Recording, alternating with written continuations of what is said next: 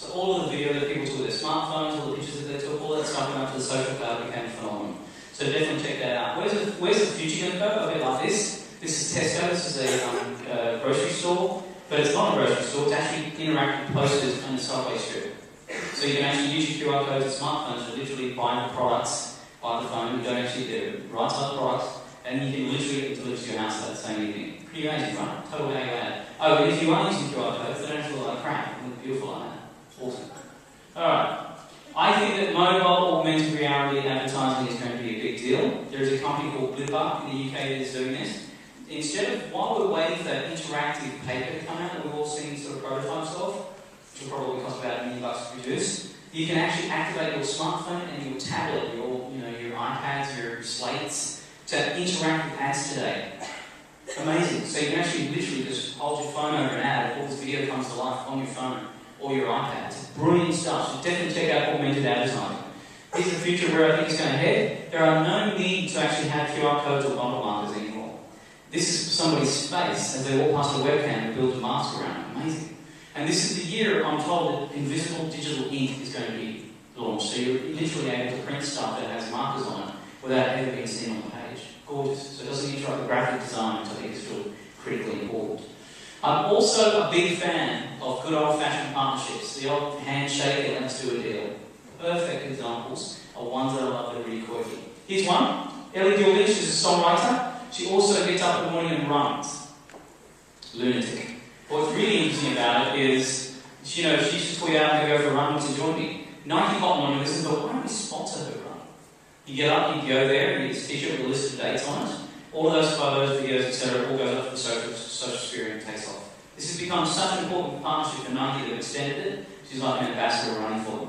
I also like Intel and Vice magazine. Vice magazine is a very edgy street magazine, so they create the creativity.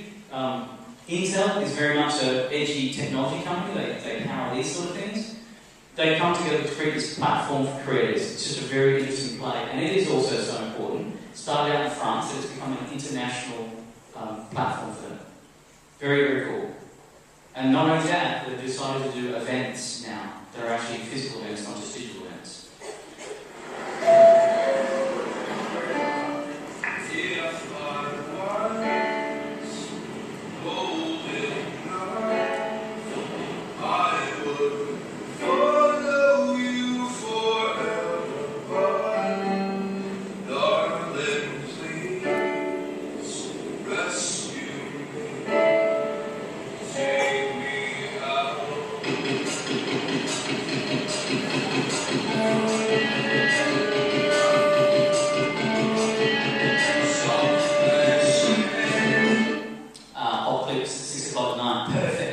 Right, now, why am I showing you this? Remember what the first slide I said, tastes have changed? Well, they have.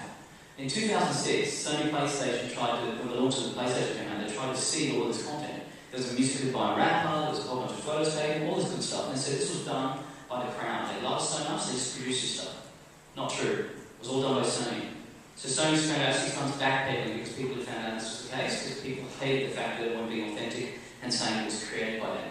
Fast forward to 2010. Has anybody seen this video?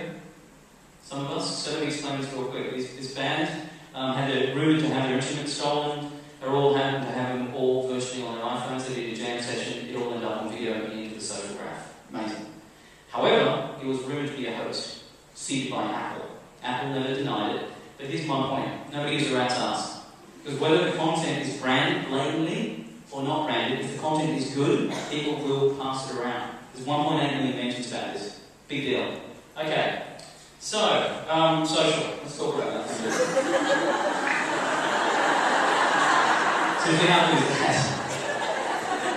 My friends, it's a very sad place now, isn't it? This is really where it's ended up, huh? Okay, it's a big deal. Yes, we're all on it. What's it all mean? Let's just do a quick history lesson. 2007, 5,000 tweets. 2011, 250 million tweets a day. That's a lot of noise to get through. A lot of noise.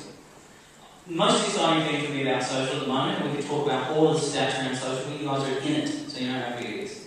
The exciting thing is the fact that social is now offline in prime time. The ability to go and register, now this is an Amsterdam Car Expo earlier this year, You register your Facebook account, you get this bumper card, you walk around the stand, you bump things, and it all goes up to your Facebook Live page. Kind of cool. Real-time, interactive, great value. So prime time and offline. And then of course you go organic and lo-fi. This stuff still works too.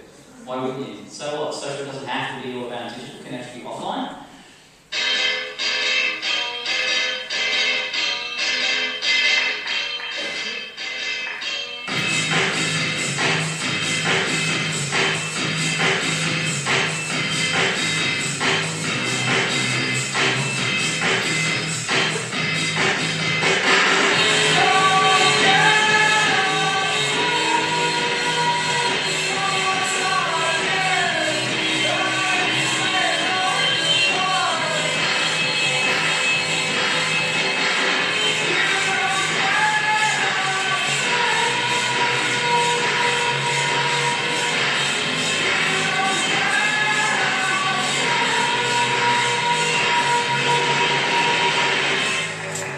One of the best examples of offline meeting online that I've seen for a long time, QR code, bumper it onto your phone, rotate through the goods and services you're looking at straight up to your social account.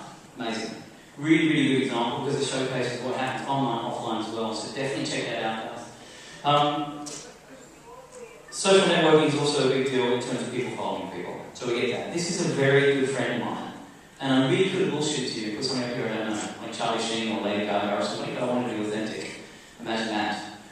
So this is a guy called Jeff Culver. He has 425,000 people following him on Twitter. He has 4,900 friends on Facebook, which I'm told is the maximum number of friends you can have.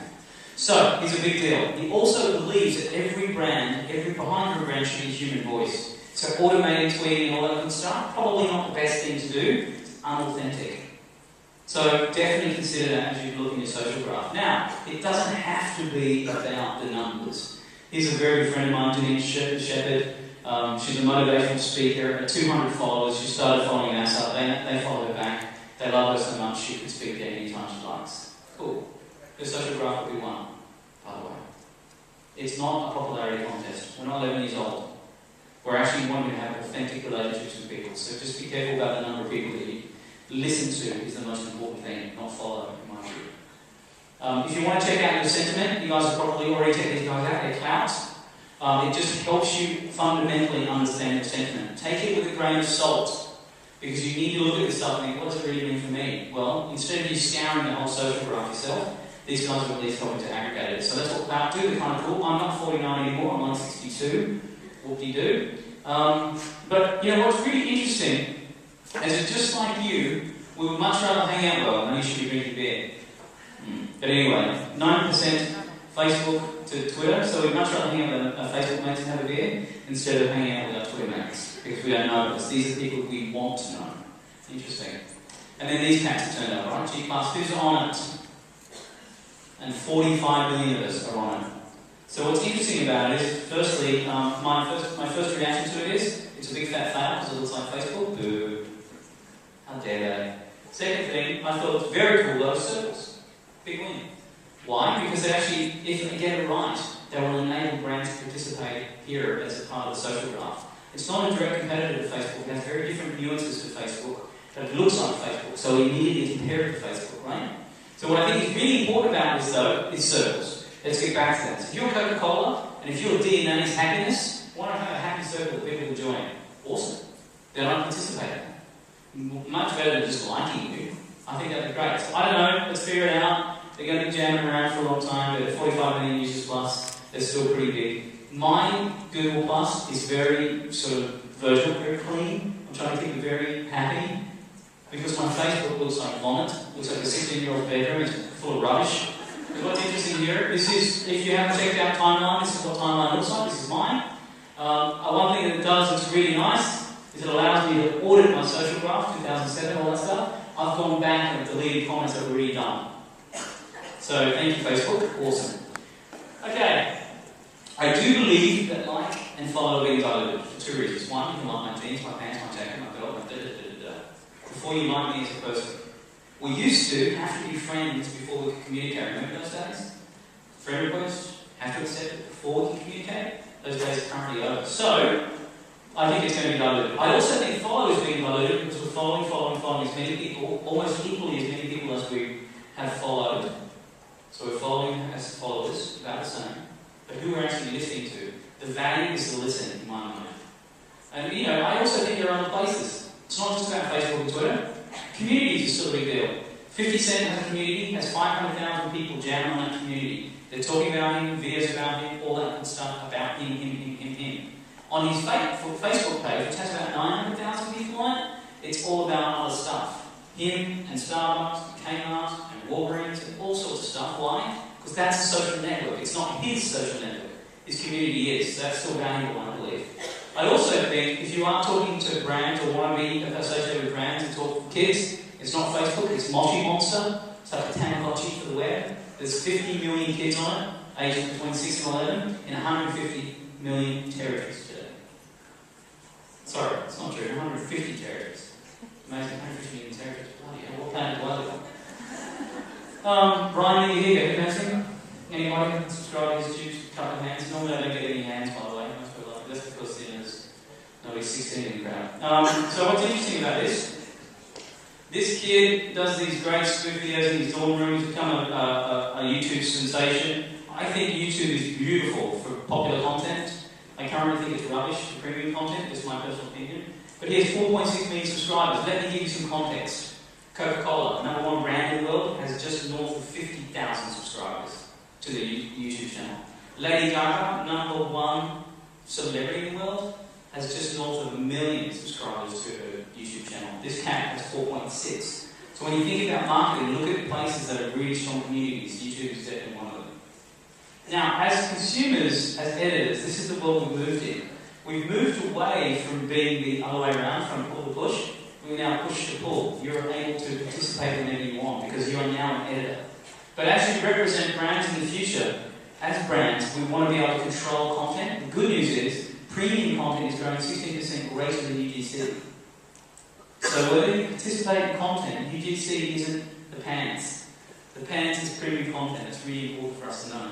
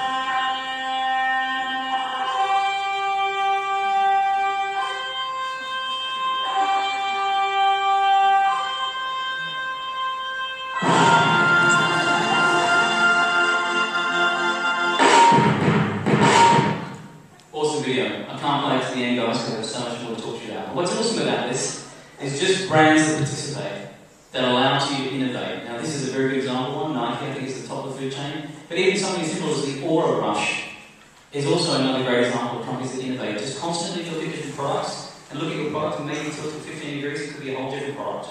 How amazing could that be? It could be as innovative as these guys are. So anyway, that's crack one. Anybody know what this is? I just want to talk about innovation for a second. LinkedIn. This is my LinkedIn social graph. A buddy of mine is the managing director of LinkedIn in the UK. He sent this to me and said, Shing, that is your social graph on LinkedIn. It's an awesome place to go to, not just to find a job. So anyway, it's a good one. They have it there in my presentation. It's good that they're sponsoring tonight as well. I'm also a big fan of harnessing the power of pre-existing communities.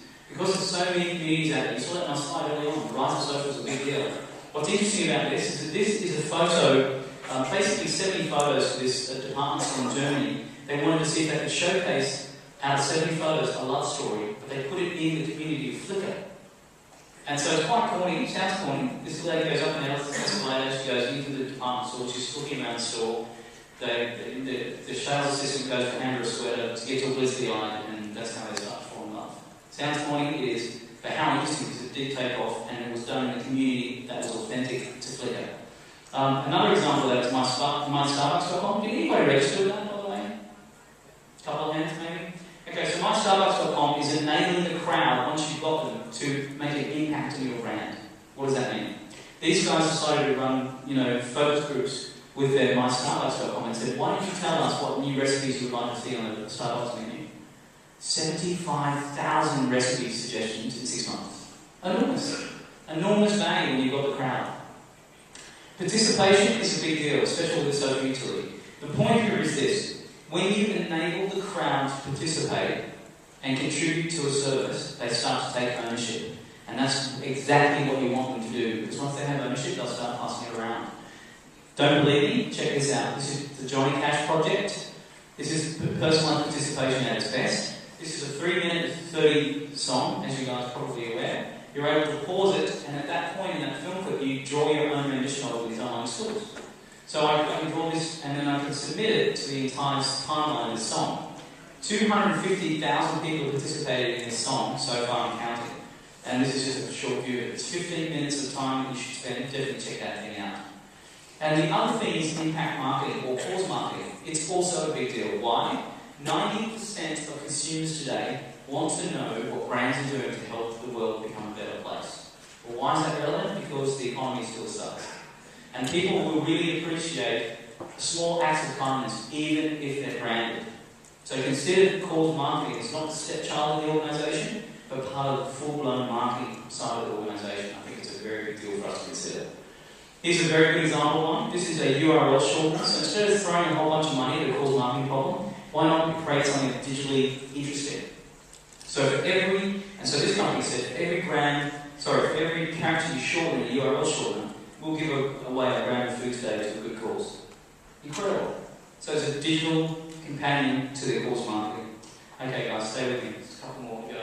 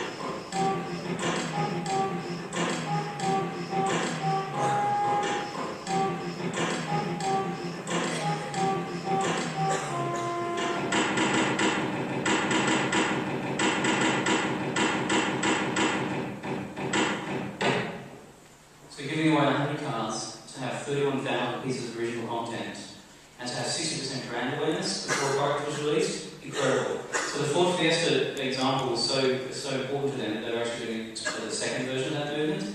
And the other thing that's interesting is it's actually not an original idea.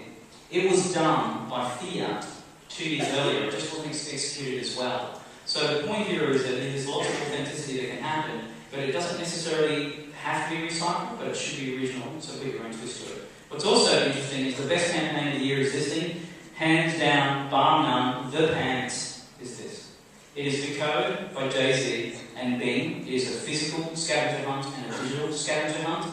And for every page of the book from his autobiography was put in the context of the page. So it's the bottom of the Delano Pool in Miami, with the page. At the birth of hip hop in Harlem, they covered a Cadillac with the page of the book. Incredible, incredible, incredible. Jay-Z loved this so much he put in $1 million of his own. But it's one of those case studies you guys should definitely check out. It's one to learn from. So, I have this title called The Prophet, so I'm an evangelist. What do I believe is coming next? If you speak to one of my bosses, she would love to see this app that allows my Google goggles to point at my days when all of the red flags are trying to appear. Awesome. Probably not going to get it. But I do think that what we need to do, especially as marketeers, is that we need to move away from campaigns, we need to go to conversations, so we need to think more thoroughly about conversations. We also need to not go with chatter, we need to have more conversations. Less chatter, more conversations. We also need to have the second screen companion to this 3-inch screen rattling around in your pocket, activate it as a friend, as a helper, not a hindrance. I also think that curation is a big deal. So we're not discovering anything that's consumed anymore, that's my view. Because why? Well, the web is completely overwhelming. You get on there, there's so much to see. And then it's completely underwhelming, because I can't find what I'm looking for anymore. You know, search doesn't help me. My social graph is just pushing me with all this crazy noise that I can't really listen to anymore. So if we can build experiences for people that are better curated, it means that there's more space in the day for people to discover stuff. Real simple. Here's another one, mobile merits. So go back to that principle of, if that 3-inch screen in the pocket is so important, how do you create a value around that for people to be able to be incentivized? So think 3 to 5 points for mobile. Don't know, interesting. Before, now, next, how about this as a concept? Last night we hung out, we took a bunch of photos, they went up to our Facebook, tagged.